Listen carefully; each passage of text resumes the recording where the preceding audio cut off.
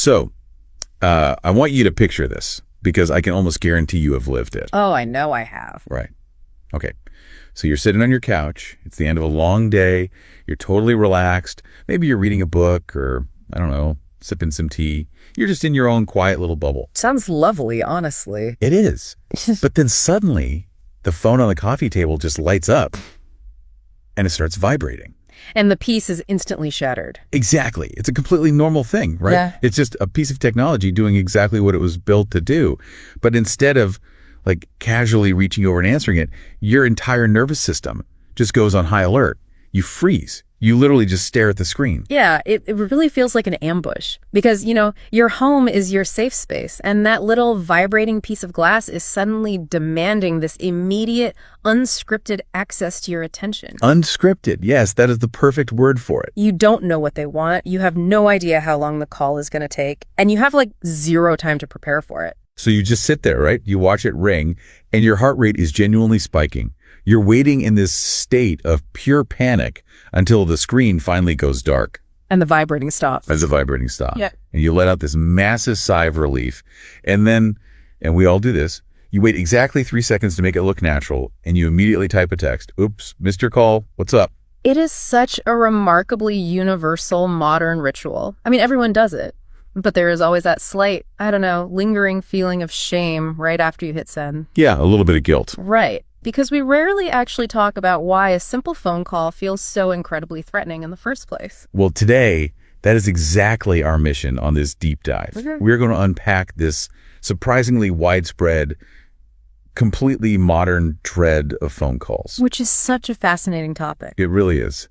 And the material we're exploring today comes from this excellent conversational guide, along with its video, called Overcoming Telephobia, Mastering Phone Calls in English. A really great resource. Oh, absolutely. And I want to set the tone right now for you listening. This is a cozy, totally judgment-free space. Mm-hmm. If you regularly do that stare and text routine, you are absolutely not alone.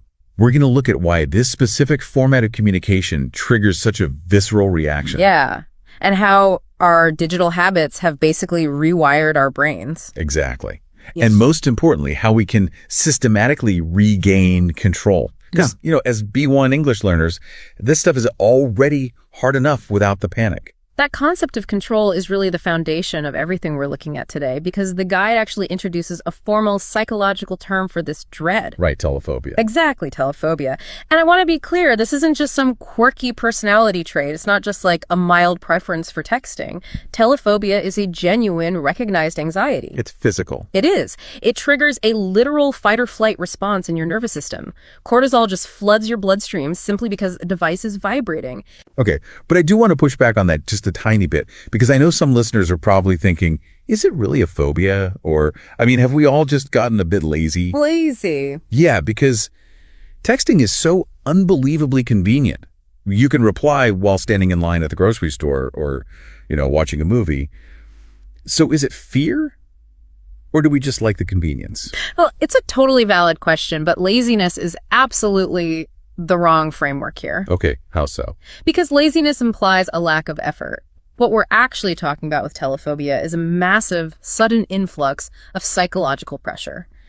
You brought up texting, right? Think about the mechanics of sending a text. You just type it out. Right, but when you receive a text, the locus of control stays entirely with you. You control the timeline. You can read it, put your phone in your pocket, walk the dog, make some dinner. Spend an hour overthinking the reply. Exactly. You can think about exactly how you want to respond. You type out a draft, realize it sounds too aggressive, delete the whole thing, rewrite it so it's friendlier. Add a little smiley face emoji. Yes, find the perfect emoji to soften the tone. And you only press send when you are perfectly confidently ready. Right. So texting is basically a highly curated, thoroughly edited, completely risk-free environment. Nobody ever sees your rough drafts. Precisely. But a synchronous phone call, it strips all of that protection away in a millisecond. You're just totally exposed. Completely exposed. It forces an immediate, unedited reaction. The second you say hello, you are on a moving treadmill. No, that's a good way to put it. You have to process what they're saying, understand the nuance, formulate your response, and then deliver it out loud within half a second. And there's no backspace button for spoken words. None at all. It's just the raw, unstoppable flow of live conversation. And that lack of a safety net is absolutely terrifying for a brain that's used to carefully editing its digital footprint. That makes total sense. It's the vulnerability of the unedited self. But it's not just the speed of the interaction that makes us panic, is it? The source material makes this fascinating point about what the phone actually takes away from us. Yeah, so if we step back and look at how humans evolved to communicate, we are highly visual creatures. Face-to-face interaction is incredibly data-rich. All right, it's not just words. Exactly. When we talk in person, I'm listening to your words, but I'm also analyzing thousands of tiny silent signals. I'm checking your eye contact. I'm looking at your posture. Seeing if I look confused. Yes. If your eyebrows furrow, that tells me I need to explain my point better. If you're smiling, I know you agree. That nonverbal feedback loop constantly validates the interaction. And the phone just completely severs that loop. It cuts it right off. You are suddenly operating in the dark. And without that visual data, the brain just starts inventing worst-case scenarios to fill the void. There's this detail in the guide that I found incredibly poignant. It says that on a phone call, silence feels like failure. Oh, absolutely. Because in person, silence is just a natural pause. On the phone, silence is a threat indicator. A threat indicator. That's exactly it. Because if we're having coffee in person and there's a 5-second lull in the conversation, it's comfortable. I can see you're taking a sip of your coffee or looking out the window. Just chewing on a thought. Right. But 2 seconds of dead air on a phone call. Instant panic. Your brain starts screaming, "Are they mad at me? Did I say something offensive? Did the call drop? Am I just talking to myself?" Yes. And this is where the material becomes incredibly specific and vital for language learners. Yeah. For anyone practicing B1 English, this is huge. It really is. The guide explicitly connects this terrifying void of visual cues to the massive cognitive burden placed on anyone speaking a second language. Because you don't have any of the normal context clues. None. The telephone removes everything that normally helps you guess the meaning of a sentence. You can't read lips, you can't read body language, you can't see the room. You're left with nothing but the naked, unforgiving clarity of words alone. And usually distorted by a bad cellular connection, too. Always a bad connection. It's a massive cognitive bottleneck. If you're communicating in a second language, you aren't just casually listening. You are performing high-speed, real-time data processing. Exactly. You have to hear the distorted audio, translate the vocabulary, parse the grammar. Figure out what they actually mean. Right. Then construct your own response, check it internally for errors, and articulate it quickly so you don't trigger that terrifying silence we just talked about. Your brain is doing triple the work with zero visual support. Which is exactly why we want to validate this feeling for you.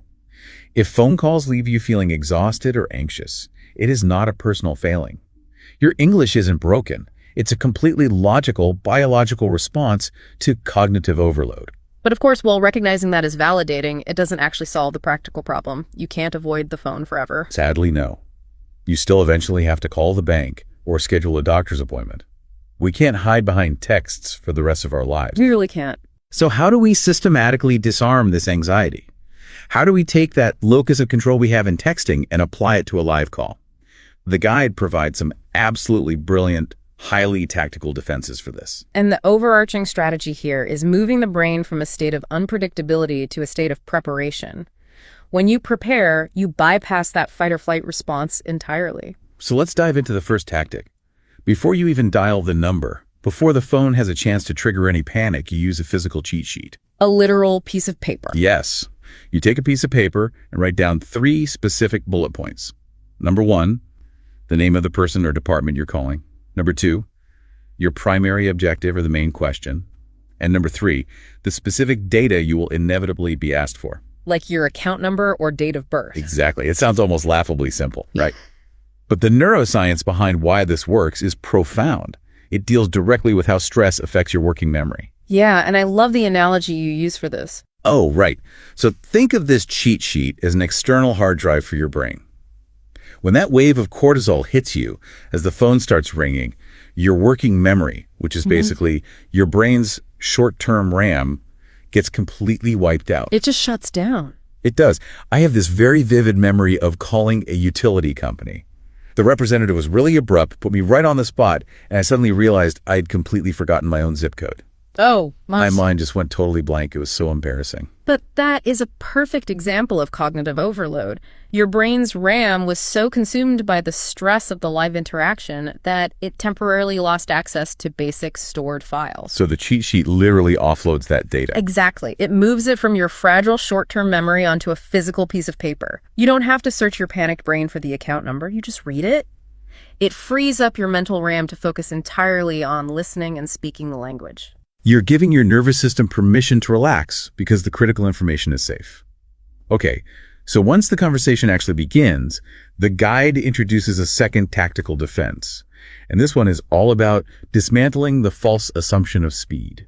This is such an important one because we all have this deep-seated assumption that when someone asks us a question on the phone, we are legally required to begin answering within a fraction of a second. Right, like it's a game show or something. Exactly.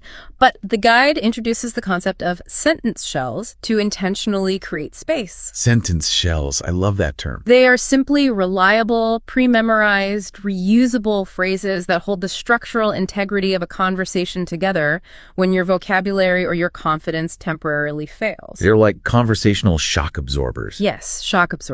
Instead of freezing or rushing into a panicked, grammatically incorrect answer, you calmly deploy a shell. The examples the guide gives are so natural. Like you say, that's a great question. Let me check my notes on that. Yeah. Or give me just 1 second to pull that file up. And notice the psychology of what you're doing there. You aren't just buying yourself 5 seconds to breathe and process the English, though you are doing that. You're actively managing the other person's perception of the pause. That's the magic of it. Because if you just go silent for 5 seconds, the other person thinks, hello? Are they still there? Did they not understand? Right. But if you say, give me just 1 second to pull that up, nobody thinks you're panicking. They think, wow, this is a busy, highly organized professional who is checking their extensive files to give me accurate information. You have completely neutralized the threat of silence. You transformed an awkward pause into a demonstration of competence. It's a huge confidence boost. Okay, so buying time is a phenomenal defense. But I know what you're probably thinking right now. That's great if I just need a second to think. But what if 5 seconds isn't enough? Right. What if I just don't understand? Exactly. What if the person on the other end is speaking at 1,000,000 miles an hour using heavy slang, and you genuinely, entirely do not understand what they just said? Well, this is where we run into the most dangerous habit born out of telephobia. The polite nod. The polite nod. We have all fallen into this trap. You're listening to a customer service rep, you lose track of the sentence, but you're too embarrassed to ask them to repeat it for the third time. So you just fake it. You do. To preserve your own ego and end the discomfort, you just confidently say, yep, okay, great. And that is exactly how you end up accidentally agreeing to an expensive premium cable package. Or confirming an appointment for a day you are out of town. It's a self-preservation instinct that completely backfires. You're trading long-term consequences for short-term relief. But the guide highlights a brilliant rescue phrase that solves this without damaging your confidence. Oh, I'd love this one. When you are completely lost, you do not say, I'm sorry, my English is bad, I don't understand. Instead, you say, I am so sorry, the line is a bit bad today. Could you say that one more time? It is absolute linguistic magic. By blaming the line, you miraculously shift the locus of failure away from your internal language comprehension skills and place it entirely on the external telecom network. It's not my fault my brain didn't catch that vocabulary. It's the cellular tower's fault. Exactly. It's a highly effective way to protect your ego, which is critical when you're already in an anxious state. It allows the other person to repeat themselves, usually louder and more clearly, without you feeling like you failed a test. And another fantastic option from the guide builds on that professional persona we talked about earlier. If someone is rushing, you say, could you speak just a little bit slower so I can make sure I write this down correctly? Again, look at the framing there. You're not asking them to slow down because you're struggling to understand. You are directing them to slow down because you are diligent, careful, and taking precise notes. You are asserting control over the pace of the interaction. Okay, so we've covered preparing before the call and managing the live conversation. But we have to tackle the absolute ultimate telephobia trigger, the scenario that makes even the most confident callers break out in a cold sweat. Oh boy. The dreaded transition to voicemail. The final boss. You do everything right. You write out your cheat sheet, you take a deep breath, you press dial, you are totally pumped up and ready for a live conversation. And then you hear the robotic voice. Please leave a message after the tone, B-E-P, and instantly your mind goes entirely blank. It's awful. The panic spikes, and you end up leaving this rambling, catastrophic message like, hi, it's me. It's calling about the thing we talked about. Anyway, call me back. Bye. Wait, my number is... It's agonizing. It is agonizing, and it's because the rules of engagement instantly change. A phone call is an unscripted dialogue. You are constantly reacting to the other person. But a voicemail, that's a scripted monologue recorded permanently with no feedback loop whatsoever. You're suddenly performing on an empty stage. Exactly. So how do we defeat the beep? The fix our source material offers is to establish a hard, non-negotiable routine. You never, ever press dial without already knowing exactly what your voicemail will be. You anticipate the beep so it can never ambush you. Right. And the formula that Guide provides is incredibly concise. If the machine picks up, you deliver exactly 3 pieces of information. You state your name, you state your phone number, and you state a strict 5-word reason for calling. That's the entire script. Restricting it to 5 words is the secret weapon here. It forces clarity and completely eliminates the rambling. You don't tell the whole story. Right. You just say, calling to confirm Tuesday's appointment, or following up on my refund. Checking the status of my application. Right. By heavily restricting the word count, you take away the opportunity to panic. You execute the script, and you hang up. By expecting the voicemail and having a rigid framework for it, you strip away its power. It goes from being an unexpected ambush to just being plan B. Okay, so before we completely wrap things up, we should probably do a quick word tour, right? Just to cement these concepts. Oh, yeah, absolutely. It's so easy to gloss over the vocabulary when we talk about anxiety. Let's do it. Perfect. So first up, the big one, telephobia. Right. So we established that telephobia is an informal but widely recognized term for the intense dread specifically triggered by phone calls. But what's really crucial for you to remember is that it's fundamentally distinct from general social anxiety. Right, because you can be super outgoing in person. Exactly. You can be the life of a crowded party, perfectly comfortable speaking to strangers face to face, and still suffer from telephobia. Because the trigger isn't the social interaction itself, the trigger is the unique pressure of a real-time, voice-only medium that strips away your visual safety nets. Excellent. Okay, the second concept we dissected today is the feeling of being put on the spot. Being placed on the spot describes that acute vulnerability of being forced into a situation that demands an immediate, unprepared reaction. And like getting a surprise quiz. Yes. It is the precise psychological state of receiving an unexpected phone call. You have no script, no warning, and nowhere to hide. Recognizing that feeling for what it is, a sudden demand on your cognitive load, helps you realize why it feels so uncomfortable. It's not you, it's the situation. And finally, we reframe the concept of voicemail. Technically, yes, voicemail is just an automated recording system. But practically speaking, for language learners especially, it is the ultimate tool for shifting the locus of control. It's actually a good thing. It is. Instead of viewing voicemail as an unforgiving permanent record that causes panic, you can view it as a controlled, low-pressure practice environment. You get to deliver your carefully prepared 5-word script without the unpredictability of someone interrupting you or asking a question you don't understand. It's a gentle stepping stone to building live phone confidence. So as we wrap up this deep dive, what does all this mean for you the very next time your phone lights up on the coffee table? First and foremost, we want to warmly and firmly reassure you that feeling anxious about making a call is not a personal failing. Absolutely not. It does not mean your communication skills are weak, and it certainly does not mean your English isn't good enough. This is a safe space, and you are doing great. It is an entirely understandable, biologically logical response to human communication's most demanding, stripped-down format. Every incredibly fluent, confident person you have ever watched effortlessly handle a phone call. They once stared at a ringing screen with their stomach in absolute knots, too. The only difference is strategy. The physical cheat sheets to protect your mental RAM, the permission to blame the bad cellular line to protect your ego, the sentence shells like, let me just pull that file up to buy yourself a breathing room. These are real, immediate, highly practical upgrades to your daily life. You aren't operating in the dark anymore. You have a toolkit. Which leaves us with a rather provocative thought to consider as we close today. Yeah, this is something to really mull over. If our intense fear of phone calls stems largely from our modern addiction to perfectly curated, infinitely editable, risk-free text messages, we have to ask ourselves, what other messy, unedited, but deeply essential human skills are we quietly losing without even realizing it? That is a phenomenal question. Are we engineering the vulnerability out of our lives entirely? Are we losing our tolerance for the awkward, beautiful imperfections of real-time human connection? Something to think about.